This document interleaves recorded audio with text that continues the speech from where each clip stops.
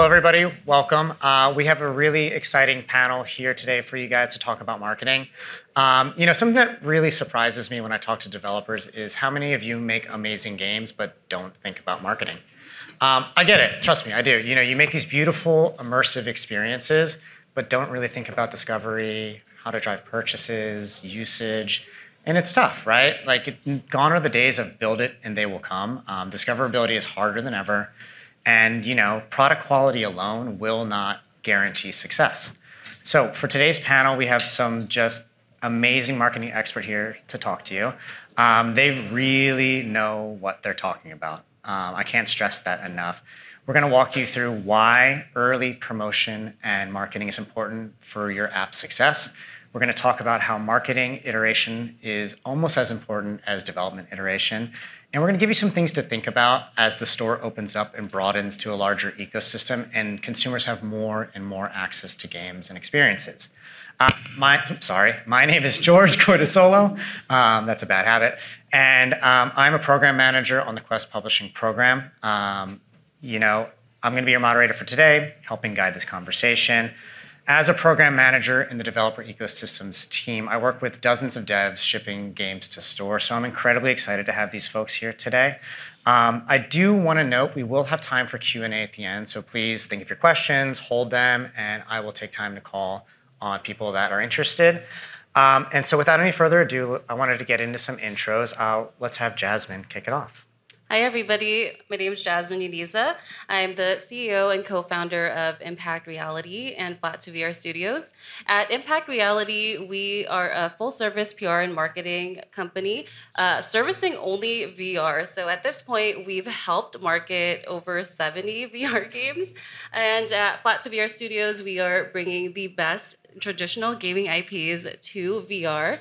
Our first title is launching at the end of this year called Trombone Champ Unflattened. Great. Thank you. Thank you. Yeah, thanks. All right. Give him a round of applause. All right. Next up, we have Doug. Hi, I'm Doug Northcook. I'm the creative director and CEO at Creature. We run two things. We have a full studio where we're actually releasing our first mixed reality game, Starship Home, tomorrow.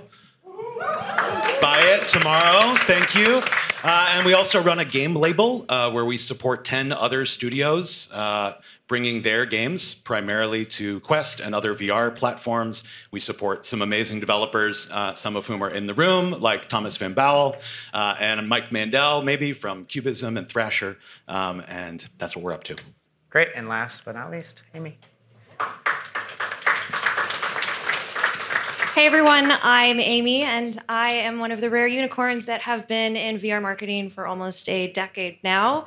I was at Servios, and just last year, I joined the Polyarch family to work on a little mouse game you may have seen before called Moss and Moss 2. And recently, last year, we rolled out a game called Glassbreakers in App Lab to start beta testing, which has been a very interesting and very different approach to marketing games, and I'm excited to dive a little bit deeper into that in today's panel. Great, thank you. So clearly, pretty stacked up here, right? They've been in the industry for a long time. So I did have a question for y'all. How has the audience and then subsequent marketing strategies changed since you started doing this back in, 2016? Oh, I can start here. Great, please. I feel like I could do a whole panel on this, honestly. I feel like all of us could because we've been in it since the beginning. So I'm going to try to stick to one thing because we don't have a very long panel today. And for me, personally, in my experience marketing, the first game I ever worked on was a game called Raw Data. For those of the OGs here who may or may not have heard of it, one of the first VR experiences that leveraged full body tracking. And I think that was a testament to how you had to market your game. Your game was in service to marketing, sort of like the promise and the magic of VR as this new medium to enhance the way you play. So experiences, we're selling hardware. And that's still a little bit the case today, but like with so many different generations of hardware and with a growing install base, we're seeing broader audiences and opportunities to sort of like really hone in on who your players are. And with Moss specifically, like we see that today, like the audiences have evolved and we have parents who play our games and they cast it with their kids. And we have like 67-year-old grandparents leaving user reviews saying like, I've never played a game in my life, but Moss is my favorite game now. So I think it's just, it went from like using experiences to market hardware to now we can kind of focus on the experience, and now we can kind of think about like who is the audience and how is our experience going to enhance their lifestyle. Yeah, I think back to that era from like raw data, right? When like who in here released a game on like the original Vive? There's like a few of us in the room, right? Yeah. The old heads, the esoteric. And there's right there that was an era where if you released anything that was more than 5 minutes and was interesting, you would have more than 1,000 people play it, right? And maybe tens of thousands. Maybe you would get up there, right? And that was a time where there was this incredible enthusiast community who was so excited about the hardware and about kind of this vision of the future. We are no longer in that era. We are in a fundamentally different era. And the main thing that I'll say is no one cares about what you're making, right? And part of that is that there is a lot of amazing content that lives on the platform now. And like before starting Creature, I was working at a company called Robot Teddy, where we were working with a lot of non-VR games like Among Us and Vampire Survivors, games that have these huge breakout waves on non-VR platforms. And if you talk to people who work in that space, the majority of developers make $0, right? There are tens of thousands of applications that are released on Steam, right? And we still live in a very niche ecosystem, but it is getting more and more crowded. And if you haven't noticed, the platform is changing very, very, very rapidly, right? And it is more important than ever that everyone in this room become incredibly savvy very, very, very quickly, right? Because if you make something and release it, that is no longer enough, right? You have to have a plan and a strategy and money and a little bit of genius and an incredible amount of luck. Yeah, no, absolutely. You know, discovery is one of those things that is a tentpole pillar to marketing, right? And now that the store's opened up, that just means when there was hundreds of games you're competing with, there's now thousands, right? So the competition bar is even higher. So, you know, I'm curious to know about how you guys think about discoverability and what can, you know, these devs in the room do to stand out from the crowd. Yeah, absolutely. So we're just talking about how everything's changed now, and there's just so many more games that you have to compete with. And so before you could put out a game and like Doug mentioned, all of a sudden lots of people try because there's not that many options. But now with all these options, like how do you get people to find your game and to play it?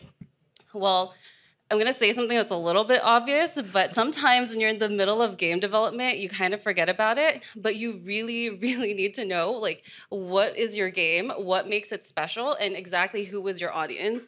And maybe we're thinking about it in passing as we're doing development, but really sitting down and, like, thinking about this and forming a solid strategy. Because what we found with helping companies launch or helping games launch at Impact Reality is usually they'll come to us a couple of months before launch and they're like, we haven't done anything. Like, we're ready now. Let's go do this big launch. And we're like, well, okay, so who's your audience? Who's your market? Like, where does your like audience live? Like, that's really important. And sometimes they haven't really thought about this very thoroughly, and that makes our job very difficult, and your jobs too. But if you know exactly who is your audience and where they live on the internet, it's like my favorite phrase. Like, if you're targeting younger audiences, are you going towards TikTok? Or if you're targeting like maybe more like, I don't know, OG audiences, you'd probably go to a VR podcast. There's all these different places that you could go to like find your audience, but you really need to know your game and where everyone lives. Another point I wanted to make too is like on average, it's about 7 times that someone has to see your game before they actually convert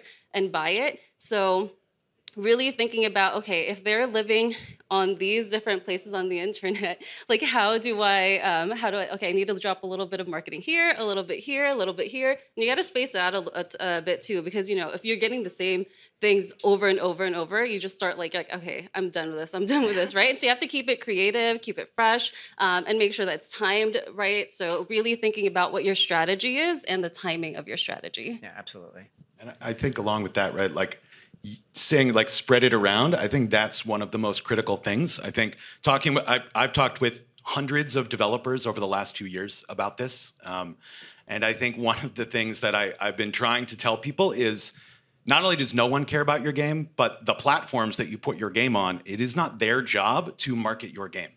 And I think everyone, like me included, like I want the platform to do the work, right? And the platform is changing. The platform is getting better in some ways, right? And there's growing pains there. But I think the real thing there is like, it is not the platform's job to market your game. It is not the platform's job to discover users for you, right? It's the platform's job to build a platform on which you can release a product. And especially like if you talk to like iOS devs, Android devs, mobile devs, like they get this more than anyone, right? Platform level featuring is very powerful, but it really is like you have to go off of the platform and find users where they are, and that is not easy. And I would say like there isn't a cookie cutter solution for that. And like Jasmine was saying, is like you have to know who your audience is and where they are, because you have to go and find them and introduce your game to them. And for every game that's a different place, it's a different group of people, right? If you're trying to target people that are playing Gorilla Tag, they live in a very different place and world than the people that are playing Drop Dead the Cabin, right? And you're gonna find them in different places, so. Yeah, and a key thing I wanted to point out here too is, if you don't do the work up front to really think about this and create a strategy, what ends up happening is you're going to like do marketing everywhere, and all of a sudden it's just not efficient. You're wasting your time, you're wasting your money. So do the work up front and save yourself some headache later and money. I'm really glad you brought up money actually, because the one thing that hasn't changed is like people don't have big budgets, right? And in a world in which I don't have a lot of money, what are you guys doing to sort of grow organically with, almost nothing to work with? That is the question. So I think it's really important that we talk about a little game called Glass Breakers that I mentioned before. Because Polyarc, a lot of folks think that Polyarc is a huge studio. We're not. We're very indie sized. We're very scrappy. And, we've gotten lucky and we have like a couple really wonderful games. But at the end of the day, like we're a studio that is like sitting in the audience with you. Like we do not have huge budgets to market our games. So with Glass Breakers, we changed the approach and we decided that it was time for us to start thinking about how can we build direct to player communication pipelines so that we don't have to rely on paid advertising. We don't have to rely on spending because we already have these relationships and we have these ways to talk to players when we want to share news or when we want them to engage with our content and with our game. And so Discord, I'm sure you both use Discord for your projects and with your clients, is a wonderful platform to start incubating and growing an audience. And, when we did that, we now have these relationships that we own and we're nurturing these players who are then going to tell their friends. We have data that shows word of mouth is like still one of the strongest forms of referral. So like, arming your community with what it takes for them to tell their friends is like hugely important. And it's like impossible to track right now, but it's there. It's like one of those secret things that like we all have to be thinking about.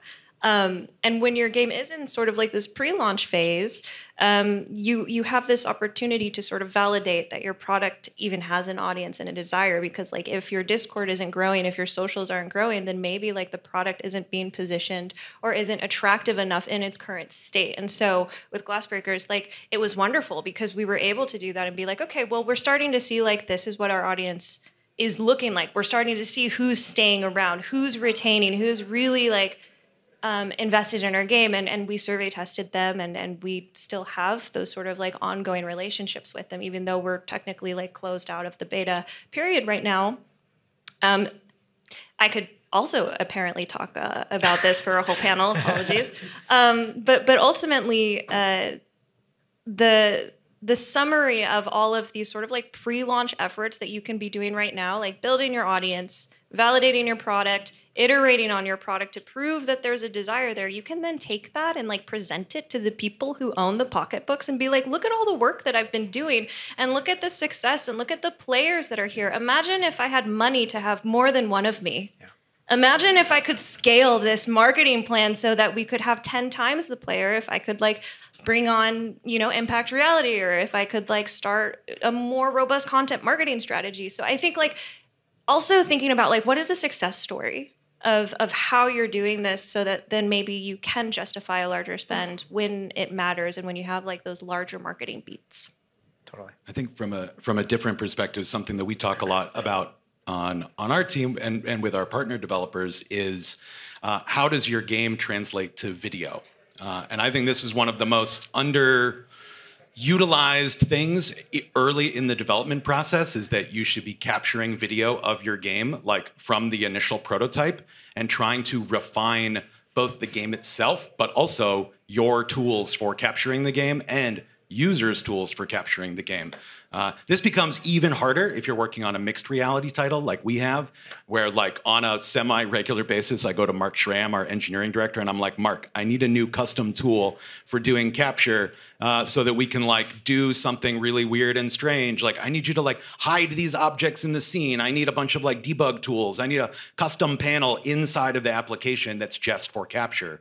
And I think most devs don't start thinking about that until like a month or two before launch, and then you are way too late because doing video capture is one of the most difficult things to translate the raw feeling of how great it can be to be in a VR or MR experience. But most of the time, it looks terrible in video.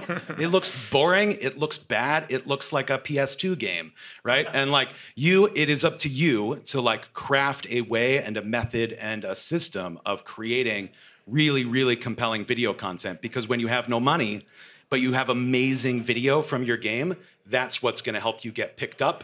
A great example, we have a game on our label called Thrasher. I don't know if Mike's in the room, but Thrasher was a game that we had our debut for that trailer at the Game Awards. It was one of 3 VR games at the Game Awards. The other 2 were Assassin's Creed and Asgard's Wrath. Yeah. And Thrasher is a small game made by 2 people, but it looks incredible in video, and it has an amazing soundtrack. And so when the Game Awards team saw it, they were like, this is awesome. We want this in the show, right? And like, we didn't pay for that. We didn't pay for that because it's just like the game is sick.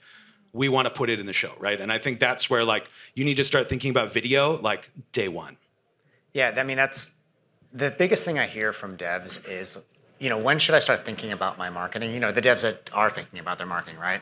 And, it's a tricky question, right? And so I'm curious how you guys approach that. Like, when should, a developer think about marketing when they don't really have a marketing person, right? And they're having to wear that marketing hat on their own. I mean, what are we thinking?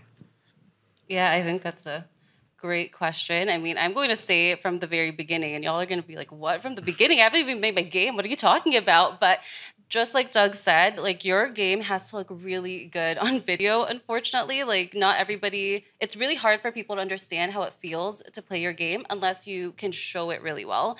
And so for us, like an example is with Trombone Champ, we're actually like throughout the development cycle, like as we're getting into like, as we're doing our, what are they called? The vertical slice.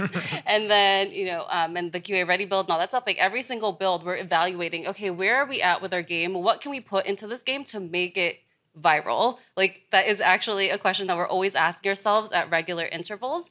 So a really good example is, okay, so you guys know Beat Saber, right? Okay. And you know how it looks so good on video. Even people that don't play VR are just like so engrossed by this. They're just watching and it's so mesmerizing. So thinking about how can someone use like live integration or like do a mixed reality capture so they can see the person playing and really understand what your game feels like to play. But outside of that, example we're doing for Trombone Champ is we're actually making custom trombones. If you go on Trombone Champ Unflattened Twitter, we just posted an image of our dev recording audio for the plunger trombone. He has like a plunger in the sink. But anyway, that's beside the point. The point is like these custom trombones are a little bit like wacky. They add absolutely nothing to the core gameplay. Like you're still playing the game. Like Trombone Champ is you just play the trombone. But we're making like these custom plunger trombones that have weird sound effects, or we have like, oh shoot, I can't say, but we have a lot of trombones that have very wacky physics, things that you'll like. What you see when you're playing our game is you'll see it's first person. You're playing the trombone, and you just look at just imagine like the craziest things here. Yeah. And it will look really good on video. So yeah, we definitely think about this very early on, and just thinking about, okay, well, what are the creators going to do? What are the audiences going to do? Is this something that they're going to want to share? Are other people going to want to watch this video? Because that is really how you're going to get your game viral and seen by more people. I can attest to that because I've seen some of these really crazy trombones, and it's a lot of fun. I almost got in trouble. You guys trying to make me tell secrets. Yeah. Well, Doug, you brought up something earlier about the platform, right? And so this would probably be a good opportunity to talk about platform tools. And are there any dashboards, or are there any things that you guys leverage from an internal capacity that help market the game? All right. Yeah, I've been, I think back to video, again, I think like one of the most underutilized tools is the MetaQuest Developer Hub.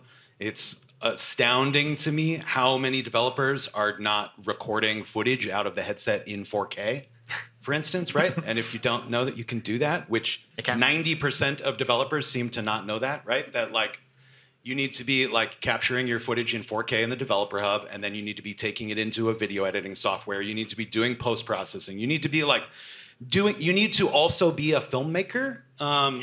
Sorry to tell you that. I accidentally went to film school, so I have an edge. And so like our launch trailer, like I made myself with 2 college students over a few weekends. Which like, it's like, that's not my job. It is your job, right? Like no one is going to know your game better than you. No one's going to be able to capture it better than you. And the tools have gotten incredible. I've been able to work with the Meta team that's been building the Developer Hub over the last couple of years to help try to refine some of these tools. And they're so much better than they used to be. And you can get amazing footage, especially for mixed reality. Recording mixed reality pass-through video in 4K from the headset. If you go and watch our trailer for Starship Home, I think you'll see what I mean, because we shot that entire trailer, including our faked third person in the headset. I can tell you more about that later. But I think that's where like that to me is like, it's such a good tool. It's gotten so much better, not just for, doing perf and loading builds, but like the video capture tools in particular are really good. And the dev dashboard has also gotten like a lot better, like the new benchmarking tool where you can go in and see like, are our conversions terrible compared to our friends? The answer is probably, right? And so like there's a lot in there, and part of it is like, this is an incredible amount of information for small teams to be able to do. And so like somebody on your team has to own all of those things as like a direct individual contributor. Someone has to read all of the documentation for the developer dashboard on like a bi-monthly basis and make sure that you're leveraging all of the new analytics tools, that you're monitoring whether or not your store reach or your conversion is tanking. And then you have to get the insight to know why that's happening, right? And so with that, like the platform tools have evolved in like an incredible way over the last year, especially. And like, plenty of other things on the platform haven't, but like those tools in particular are really amazing. Yeah, definitely. I wanna do a show of hands and just humor me. Raise your hand if you are even on the marketing team, or if you're like me, you are the marketing team at your studio. That's a pretty good amount of hands. Okay. Impressive. Hi, friends. Wow. Impressive. Okay. Now raise your hand if you know that benchmarks exist and you can see how your conversions are against top games. Excellent. Less, but better. Yeah. Yeah. We're dwindling. Yeah. Short links. Short links are going through some growing pains, but generally there are insights that you can pull to understand which channels are driving traffic and conversions to your store, so you know where to focus. Promo codes. Who did a 90% off promo code in the room? Anyone? Anyone do that? Okay, okay. And then A/B testing. A/B testing. These are all features that are on the store that we use at Polyarc because our game is not. It's launched many years ago. It doesn't have any new and exciting things except for today. Subtle plug. We did just announce that we are upgrading the visuals for Quest 3 and Quest 3S, which is very exciting for us. And we used A/B testing to help inform the creative direction for the marketing of that news feed. And it's actually pretty wonderful. So we try to do it once or twice every month for our games. And I think we lean into sort of like the mobile app methodology and like Netflix thumbnail methodology. And it's actually really effective. And now that the store is getting so full of content, it's even more important to iterate on your marketing and to iterate on your store page and to iterate on your thumbnail if you want any sort of visibility and discoverability in its current form. So we ran a test a month ago for this announcement that I'm talking about today, and we saw a 10% increase in reach to conversions. And in the past, we've seen even more impressive data. I think over the holidays last year, we did something for Moss 2, which had a 60% reach to conversion. And so this is something that is like virtually free, like just changing your thumbnail and testing it that will increase your clicks and conversions, hopefully. Hopefully. It could also fail. I have had lots of failures, and that's totally fine. That's part of marketing, always be testing. But if there was one store feature that I would say that you should start integrating into sort of like your daily, weekly marketing plan, it's how can you refresh your thumbnails on the Meta Store? Yeah, I like that. Always be testing. That's a good one. Always be casting. Always be casting, sure. One shameless plug before we stop. Behind us are QR codes. They all make amazing products. They're very, very talented people. We're hiring also. They're hiring. Make sure you scan them.